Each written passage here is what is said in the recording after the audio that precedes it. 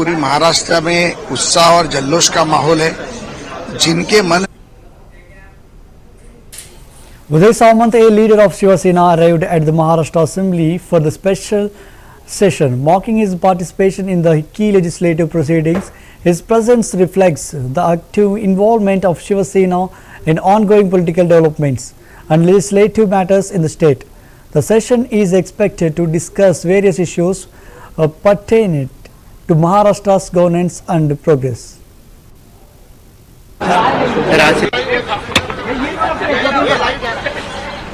उदय सामंत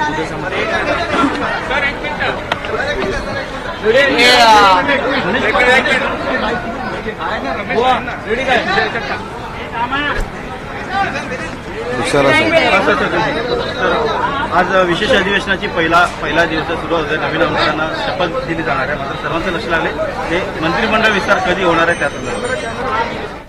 आजचा दिवस हा नवीन जे आमदार निवडून आलेले त्यांच्या शपथविधीसाठी आहे। आजचा उद्याचा आणि परवाचा दिवस आणि मला असं वाटतं की विधानसभेच्या अध्यक्षांची निवड देखील या संपूर्ण प्रक्रियेमध्ये होणार आहे आणि मंत्रिमंडळाचा विस्तार योग्य वेळी माननीय मुख्यमंत्री आणि दोन्ही उपमुख्यमंत्री करतील याच्यावर आमचा सगळ्यांचा पूर्ण विश्वास आहे।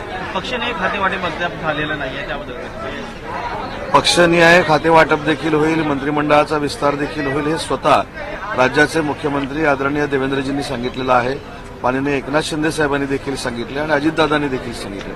त्याच्यामुळे हे तीन नेते लवकरात लवकर बसून मंत्रिमंडळाच्या विस्तारासंदर्भामध्ये चर्चा करतील आणि लवकरात लवकर मंत्रिमंडळाचा विस्तार होईल। एक उच्च आणि तंत्रशिक्षण सारखं महत्त्वाचं खातं सांभाळलेलं आहे। एमपीएससीच्या परीक्षा जी झाली पूर्ण 41 नंबरचा प्रश्न होता।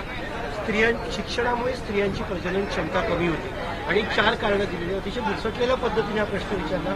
गंभीर बाब आहे, याची दखल घेतली बघा, आपण मंत्री होतात। नाही, पहिली गोष्ट म्हणजे आपण सांगितलेली वस्तुस्थिती जर खरी असेल तर हा प्रश्न कुणी तिथं आणला याची देखील माहिती घ्यावी लागेल आणि अशा पद्धतीनं प्रश्नावली तयार करणारी जी कोण असतील त्यांना देखील समज द्यावा लागेल आणि या संदर्भामध्ये मुख्यमंत्री आणि दोन्ही उपमुख्यमंत्री नक्की निर्णय घेतील याची मला खात्री आहे।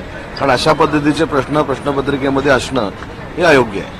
अजित पवार यांच्या शपथविधी पार पडल्यानंतर कुठेतरी 1000 कोटी रुपयांची मालमत्ता जी आहे ती मान्य केलेली आहे दिल्ली कोर्टाने। कसं पाहते तुमच्या घटनेची शपथ झाल्यानंतर लगेच अशी प्रकारची घटना घडते, मला या घटनेबद्दल काही देखील माहिती नाही।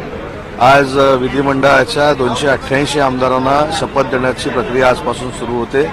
मी देखील त्याच्यामधला एक आमदार आहे म्हणून मी या ठिकाणी आलेलो आहे। मला याच्यातली काही कल्पना नाही, याची पूर्ण माहिती घेतल्यानंतरच बोलणं योग्य ठरणार आहे। त्याच्यामुळे मला त्या विषयाची माहिती नसताना बोलणं हे खरोखरच योग्य नाही। पण असं अनेक वेळेला दिसून येतंय की अनेकांना दिलासा मिळतोय, क्लीन चिट मिळत आहे, त्याआधी आरोप होत आहेत आणि त्यानंतर क्लीन चिट मिळते, त्याकडे तुम्ही कसं पाहताय? म्हणजे तरी आज मी फक्त महाराष्ट्राच्या जनतेनं जे आम्हाला महायुतीला मॅन्डेट दिलेलं आहे, आम्ही 234 पेक्षा जास्त आमदार विधिमंडळामध्ये महायुतीचे निवडून आलेलो आहोत आणि ते शपथ घेणार आहोत या संदर्भातलीच मला माहिती आहे। त्याच्यामुळे अजितदादा